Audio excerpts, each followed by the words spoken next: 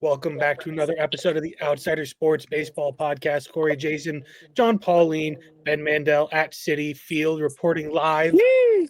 Mets, Yes, sir. Phillies. John ready to tear out Ben's throat. So As you we were guys, saying, as I pan the camera, I don't know if I'm sure you weren't able to see, but Alec Boehm has got a base hit, trying to creep back closer to that Mendoza line. I wonder if he'll get there. It's been a large cry from where he was last year. He was But at 194 coming into today, so that might have been it.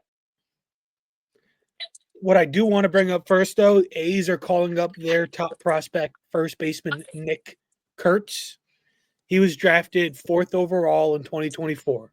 This is 283 days after he's been drafted, the 6th quickest guy in franchise history to make his major league debut after draft. He's somebody who I know I played with in MLB The Show. He's been fun to use as a first baseman. Somebody I'm excited to see because the A's have become a really fun young team. I didn't Yeah, even. That's. Go ahead, Ben. No, I was going to say the A's for sure have been a ton of fun, especially because the whole Sacramento thing. You didn't know what was going to go on. It's got to be difficult for them because you don't have any true fans that are coming out to see your games. So it's really exciting to see those guys go out there, make some play, do some exciting things. I feel like no one even thought the A's would be like even fun to watch at this point. Like maybe like even like two seasons ago. It's crazy like how quickly, like I don't want to say they're good, but how quickly like they're getting better like quickly. Next thing I want to discuss, since we got some NL East action going on right in front of us, Sure. Spencer Strider, IL hamstring injury, that right hammy. It's another injury for a guy who hasn't pitched in over a year now consistently. Is he going to join the ranks of a what-if type player? A what if Jacob deGrom stayed healthy his whole career? What if Spencer Strider's hamstrings weren't bursting at the seams? See, but that itself isn't necessarily the best comparison between Jacob deGrom because Jacob deGrom still went out and put out multiple Cy Young seasons. He won Rookie of the Year in a non-Cy Young season. Jacob deGrom had 4 or 5 years where he was one of, if not the best pitcher in baseball. Spencer Strider had one, and to be honest with you, yeah, it would be a shame, but it definitely would be super disappointing to see Spencer Strider not be able to, have the career he should. Yeah, I'm sure you guys as NL East fans are really crying about him not being on the mound. Real shame, right? It's a shame. I mean, it's a shame when any player gets hurt, but I mean, I'm not losing sleep over it.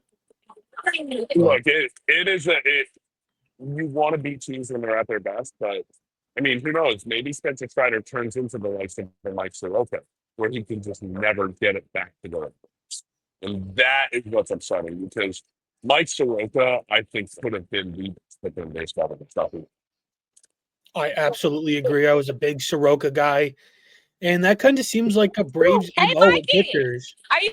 Fried, you had Soroka, you got now Strider, even Chris Sale, who wasn't really a Braves guy, but even with the Braves, had that injury issue.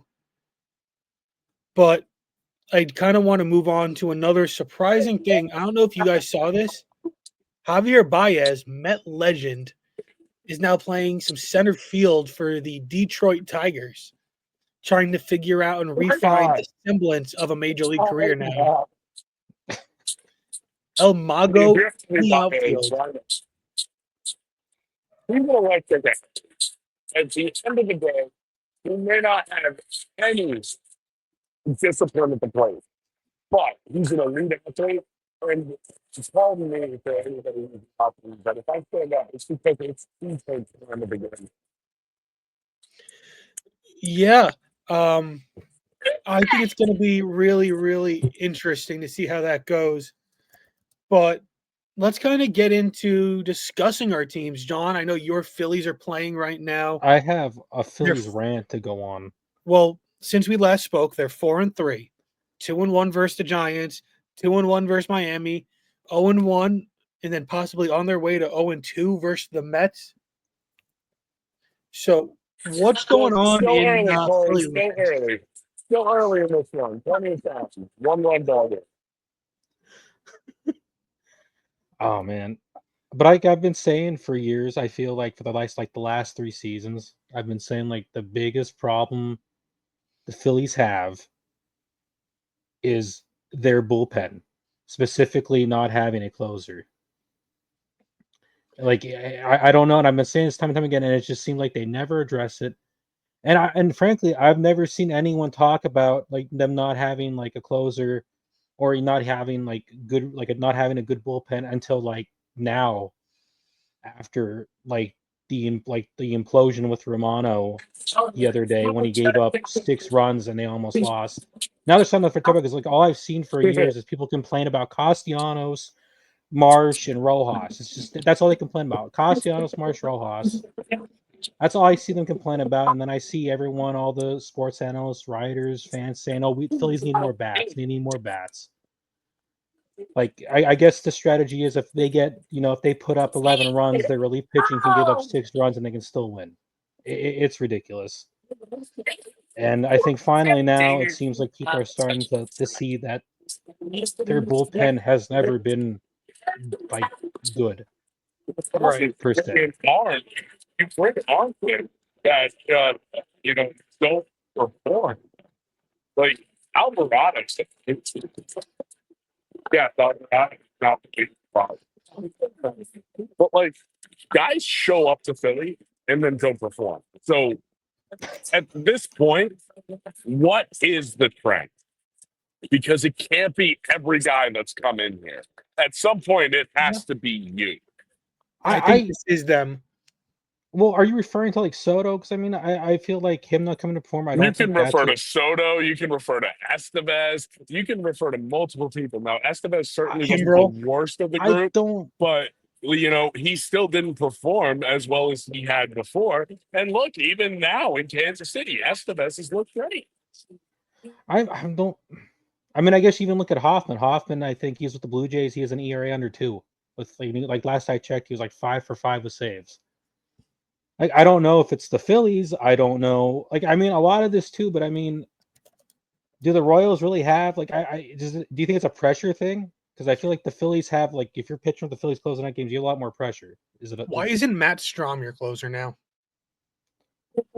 They don't want Nick Cage to lose it completely. He's been like their best reliever. Right? Or at Joe least one of their Ross most looked trusted. Joe Ross for 3 scoreless tonight. I don't know. He looked pretty good. Well, I want the Phillies. I mean, Suarez should be coming back soon for the Phillies. I mean, he just threw I think 5 scoreless innings in AAA, and then he has another rehab start this Sunday with the Iron Pigs. So I'm hoping he comes up. You move Walker to the bullpen for long relief. But I mean, and it's also concerning too because I mean Nola has not looked good at all either. He was like a 6 But ERA. Noel looked good last night. Yeah, he gave up the early runs, but he still made it into the 7th inning. He did. His Against velo was down though. a deep Mets lineup, though. Velo isn't the most important thing. He looked good last night. I know, but he still Monday has night, a home rather. run problem though. Everyone has a home run problem. So now I kind of want to go to the Phillies counterpart tonight. Ben, you're at the Mets game. Mets are 5-2 since we last spoke. 0-2 versus Minnesota, which is a bad look. 4-0 versus Kansas City. 4-0 versus St. Louis, which is a great look. And then 1-0 versus the Phillies, which is an even better look. So it just seems like the Mets are still finding a little inconsistencies, but they have the best record in baseball right now. Yeah, they're 16-7. Negative. They're 16-7, no complaints. The only thing negative is Juan Soto's not living up to that contract. But because There's Pete no chance he Alonso's ever was, performing, but like either way, you're expecting certain numbers, but no one cares because of what Alonso's doing and what the pitching lab has been able to do. I told you guys in the offseason, David Stearns plucked diamonds out of the rough. He does this all the time. He gets it to the and now he gets to go with Steve Cohen. So you add guys that, are going to help your rotation on top of re-signing a Sean Manaea, who once he's healthy is going to be a key cog. These are very good positions to be in. And look, if you're the Mets, there really aren't any complaints you can have. Best record in baseball, 16-7. They're really just doing what needs to be done. And that, I think, is what it's. There's many games. They could score but good.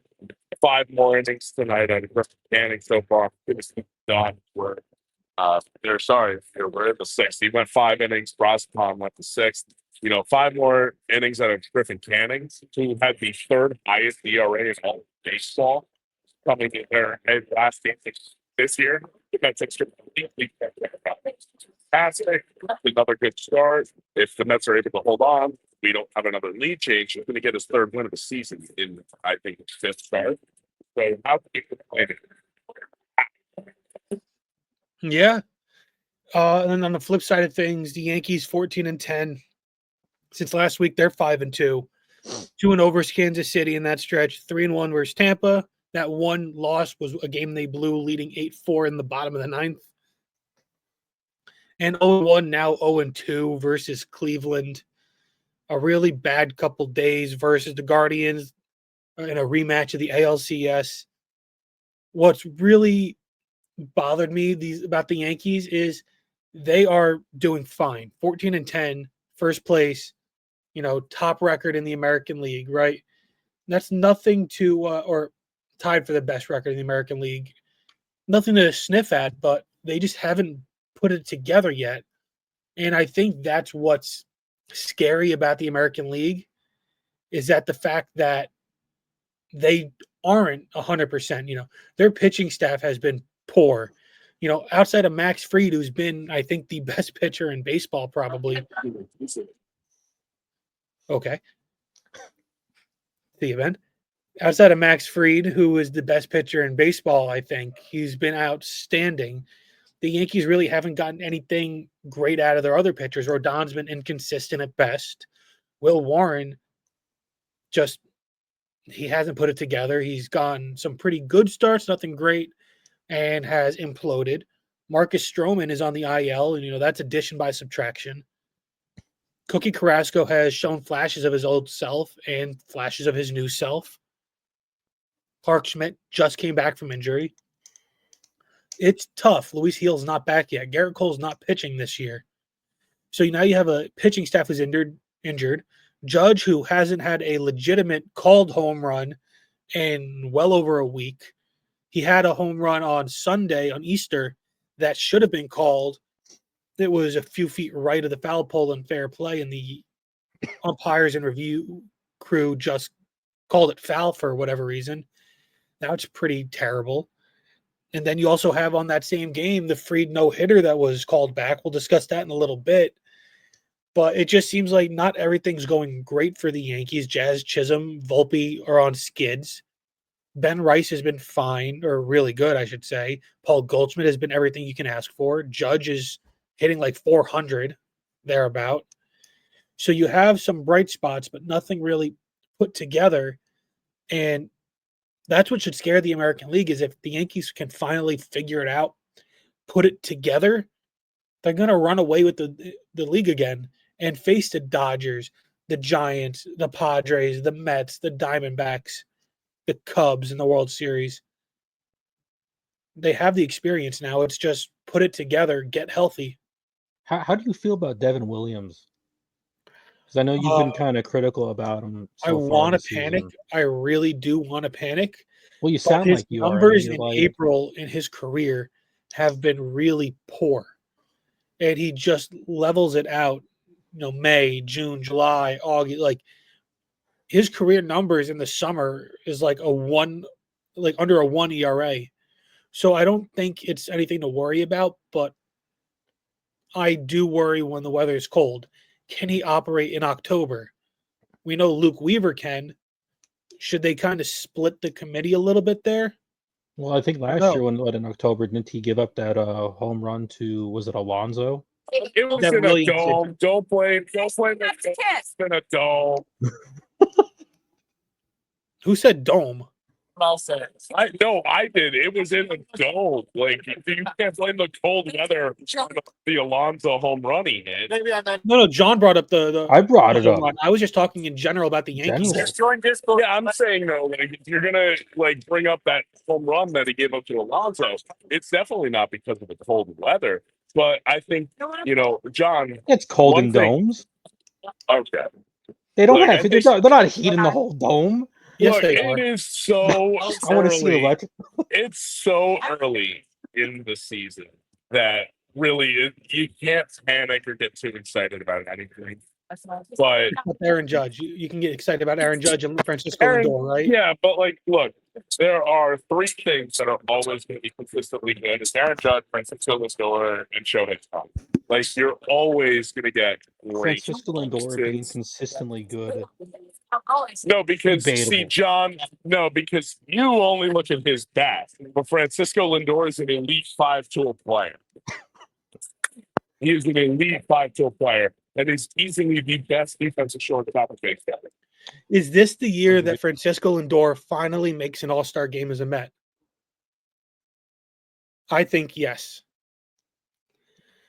But let's go on to our studs and duds because we'll talk more about, the de facto Mets captain. But first, I want to talk Cal Raleigh of the Mariners, the catcher. In 5 games, 22 at-bats. He's got 8 hits, 4 home runs. He's hitting .364 with 8 RBIs, a 1.417 OPS. Big Dumpers had a great week on a really solid team. He's a player I really like, one of the best catchers in baseball. And that kind of brings me to my dud because this guy, Salvador Perez of the Royals, used to be one of the best catchers in baseball. But now it seems age is kind of catching up to him a little bit. 5 games this past week, 20 at-bats, 2 hits. He's hitting 100. 1 walk, 2 strikeouts, so the eye's still there. But he has a 293 OPS to go with his 1 double and 1 RBI. I'm not worried about Salvi. Salvi's someone who's going to get it corrected. He's a veteran. He, knows what he needs to do. If Kansas City needs to DH him a little bit to get him going, that's it. But Ben, I know you have the de facto El Capitan of the Mets. Yes, sir. Francisco Lindor, pair of leadoff home runs. 3 home runs in the last 2 games for Lindor. From Sunday to Monday. He's got his average up over 300. In this game, it might have dipped back down after his last at bat, but Lindor is always he parts kills his team. Typically has the slow starts. He had a slow start, the first 6 games of the year this year. It's really turned it on himself. And your My dud? dud. I'm going with Alec Bohm. Here at Citi Field, any Phillies fan that I've talked to, it's Alex Bohm. It's public. Yeah, we're going with Alex. Under the Mendoza line. How do you respond to that, John? I mean, he's not playing well. You're not going to force a Met as your dud to get payback from Ben? No. Who can you pick? Who could he pick? Francisco Alvarez hasn't done anything this year. Come on. 0 plate appearances. Yeah, he hasn't done anything. Not a single hit all year. John, who's your stud? My stud, Austin Hayes. He's on the Reds now. He had 13 hits, 3 home runs, 9 RBIs. He's batting .406 with a 4. I think what I write. OPS over 400. I can't read my own handwriting. Are all those numbers better than his whole career as a Philly? I believe so. I believe so. Then what about your dud? My dud, Jordan Walker, right fielder for the Cardinals. He has 2 hits, 1 RBI, and he's batting under 100. He's batting 80.80. That is rough. With For an a OPS once of top 115. prospect? Yeah, that's really bad. He's having a rough time. I think earlier today when I went and checked, he was batting 100, or he's batting 115, and then I went and checked right before he's down to under 100.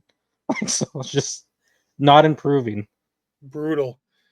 Now let's kind of go moment of the week. For me, I'm going to go that Ellie De La Cruz diving catch up the middle versus the Orioles en route to a 24-2 win. The Reds are a team I've been high on. You guys know I've been high on. I've been Hunter all year. Green. Hunter Green's your guy. Hunter Green's been my guy for years. I love Ellie De La Cruz. Beating down on your Orioles, John. You know, the Orioles are a team that they're broken right now. Last place. They're really disappointing. I can't figure out what's wrong with them.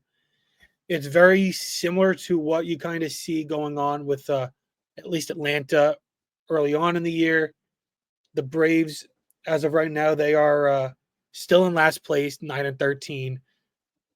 Orioles are tied for last place, 9-13. Those are two teams that I was very high on. I thought they were going to be playoff World Series contending teams. I mean, they're just playing worse than they actually are. Like they're good teams. They're just They playing are, but it doesn't look below. like either team is putting it together anytime soon. They look lost out there. I mean, And Phillies usually look lost. I mean, for how many years look lost? Early yeah, in the but season, and they make the playoffs. So I don't know. It looks bad in Baltimore. Yeah, it's not. If he just doesn't want to spend that, so I don't want to. It can't have. John, who is your what is your moment of the week? moment of the week, I think we talked about it a little bit earlier. You touched on it a little bit earlier, but in that Rays game, Max Fried had a no-hitter going, and then 3 innings later, they changed it. They changed was it an error to a hit? Right, yeah. 3 innings later, they It changed. was a hit to an error to a hit. Yeah, they changed an error to a hit 3 innings later, and then the Yankees announcer kind of went off, and he started name dropping the scorekeeper, and they kept He did showing the nothing. score. Michael They K started did showing the nothing wrong. scorekeeper. They kept The panning the He scorekeeper. deserved it. That's crazy. He's just doing his job. He's doing his job poorly. If his argument is it was clear that he would have beat it out, then he would have called it right then and there. If the fact that he needed to watch it again 3 innings later, which is in his power, things can get changed days later, weeks later. But the fact that he waited before the no-hitter was even over, that's what's insane. Wait till after the game to see if the Rays get another hit and then do it. Don't let that be the one hit of a no-hitter. That's how you get jumped. That's just insane that you wait 8 innings while the no-hitter's 3 innings into the eighth, while the no-hitter's still going on to change it. Wait to see if the Rays get a hit. If they get a hit, then you can quietly change it a day later. Don't do it before the game's over while the no-hitter's still in effect. It's simple. Don't let that be the one play that changes a no-hitter to a one-hitter. Especially if the Rays didn't get a hit at all for the rest of the game. Are you serious that's what you're going to call the one hit? Especially if you called it an error to begin with? That's insanity. I mean, it's crazy that you'd go 3 innings later and then be like, "Man, I'm going to go back and change this." Exactly. I'm gonna say that you are not allowed to do that at George Steinbrenner. Yeah, it's named after the boss. The Yankees are letting you play in their stadium, or else you would have had to cancel your season, I assume. I don't know where they would have played. High school field. So, do the Yankees a solid, or else you would have been out of a job, Mr. Official Scorer. You're not going to name drop him? No, I forget his name. It's not even worthwhile to know because nobody that doesn't know how to do his job. No, it's not important, but no, it is a very poor situation. It's just as simple as wait and see. If they get a hit, great. You change it, no harm, no foul. If they don't get a hit, your initial call was an error. Leave it that way. There's been plenty of hits called an error and plenty of errors called hits. It's not going to change anything in the history of baseball. This is the same game where the Aaron Judge fly ball was called foul when it was clearly 5 feet inside the fair pole. But because it's in a minor league stadium and they don't have cameras and seats to that side, they can't tell if it wrapped around the pole or not. So if you're going to call that an error and this a foul, or that and hitting this effect. Like I feel like that's on MLB though for just not like they setting called a the review stadium too up on right. that, but like there's nothing they can do, and that's fine. But Ben, I know you want to talk more Lindor while you're at the game. He had a walk-off home run, and I believe that was, give me a thumbs up if I'm right, was his 300th career home run? 150th? 250. I knew it was a milestone. I kind of got caught in between. Guys, Soto's coming up right now. We're going to mount this. Gotcha. Ben's going to watch a strikeout right here. Look, hey, Doran beside an infield single, the shooting infield single, overthrow to the first base system and second right now. Guys got a little crazy. Well, John and I, why don't you flip your camera while John and I talk about our weekly series highlight? You can finish it. Guys, watch Juan Soto turn up the Lindor on second. Yes, let's watch Juan Soto while Lindor's at second. But first, my weekly series highlight while this happens, as we can clearly see what's going on in the field. I'm picking Arizona at the Mets because those are two of the best teams in baseball. Those are two teams that I think are going to possibly match up in the playoffs.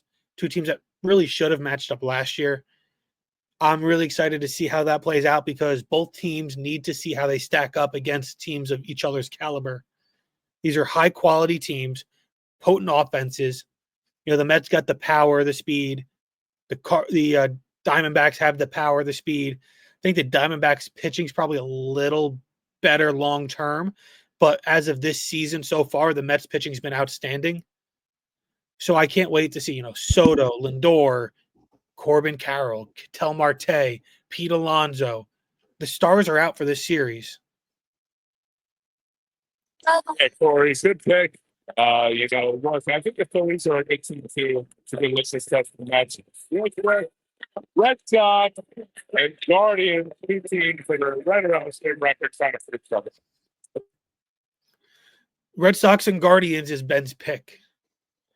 All right, guys. Yep. John, what about you? I'm gonna do Pirates, Dodgers. You're gonna see Skeens go up against Yamamoto. Yeah, Skeens, Yamamoto. I mean, that's a great matchup. You know how many times the MLB Twitter is going to post about that game? Oh, it's going to be great. That's meanwhile, one of the other teams is going to be throwing like a perfect game and not have any mention.